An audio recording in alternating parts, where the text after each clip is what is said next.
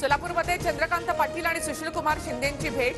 अधिकृतपणे सुशीलकुमार शिंदेंना कोणतीही ऑफर नाही, मात्र भाजपमध्ये आल्यास त्यांचं स्वागत। भेटीनंतर चंद्रकांत पाटलांची प्रतिक्रिया।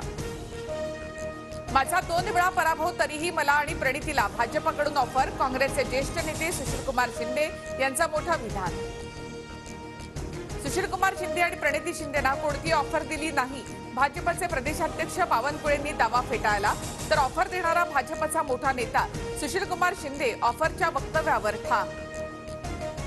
राहुल गांधींच्या नेतृत्वाखाली काँग्रेसची अधोगती, तरुण पिढी मोदींच्या नेतृत्वानं भारावलेली।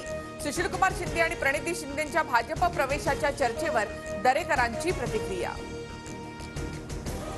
फडणवीसांनी कासरा हाती घेतला, आता राज्याचा कारभार हाती घ्यावा। कराडमध्ये भाजप खासदार उदयनराजेंचं सूचक वक्तव्य। मुंबईत काही रेडे मोकाट सुटलेत, हे रेडे काहीही बोलत सुटलेत, त्यांच्यावर उपाय सुचवा। कृषी प्रदर्शनातून देवेंद्र फडणवीसांची संजय राऊतांवर नाव न घेता टीका। शिंदेंची शिवसेना म्हणजे पाकिटमारी, मिंदे गटाचे मुंबईतील उमेदवार गुजरातचे भांडवलदार ठरवणार का?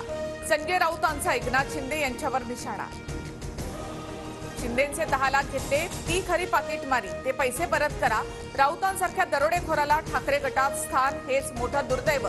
संजय शिरसाट यांचा राऊतांवर हल्लाबोल।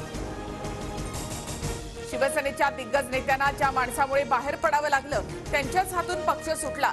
मनसेच्या विक्रोळी महोत्सवातून शर्मिला ठाकरेंचा उद्धव ठाकरेंवर निशाणा। 2 जणांच्या सीटवर 4 नेते दाटीवाटीनं बसल्याचा व्हिडिओ व्हायरल। नसती केली गुवाहाटी तर का झाली असती दाटीवाटी। अंधारेंकडून व्हायरल व्हिडिओवरून बोचरी टीका।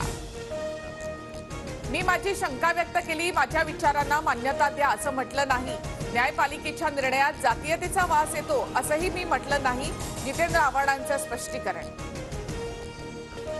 मुंबईतील 4 विभागांमध्ये आज पाणीपुरवठा बंद असेल। ए, बी आणि ई विभागातील पाणीपुरवठा बंद। काटकसरीनं पाणी वापरण्याचं पालिकेचं आवाहन।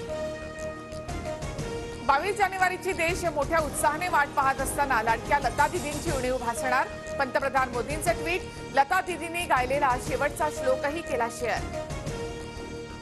अयोध्येमधील राम मंदिरात आज रामलल्लांच्या मूर्तीचं आगमन, तर उद्या मूर्ती गर्भगृहामध्ये ठेवली जाणार।